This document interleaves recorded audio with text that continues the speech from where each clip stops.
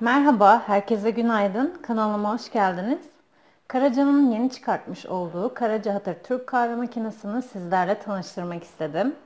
Performans olarak gayet memnun kaldım. Beklentimin çok fazla üzerinde bir ürün. Gördüğünüz gibi oldukça modern, şık tasarımı var ve 5 farklı renk seçeneği de mevcut.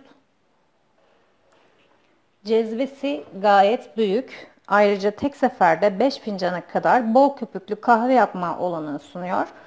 Ben şimdi 1 adet fincan Türk kahvesi yapacağım. Suyumu ekledim. 1 ölçek Türk kahvemi de ilave ediyorum. Şeker ilave etmiyorum. İsteğe göre şeker ilave edebilirsiniz.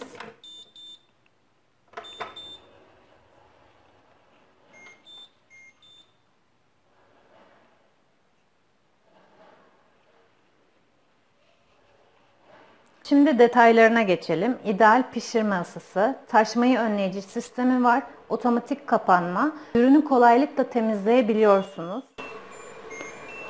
Çeyiz hazırlayanlar, hediye almayı düşünenler ve evinde hala Türk kahve makinesi olmayanlar Karaca Hatır Türk kahve makinesini gönül rahatlığıyla alabilirsiniz. Ben üründen gayet memnun kaldım. Gördüğünüz gibi tek tuşla Karaca Hatır ile Türk kahveleriniz hazır.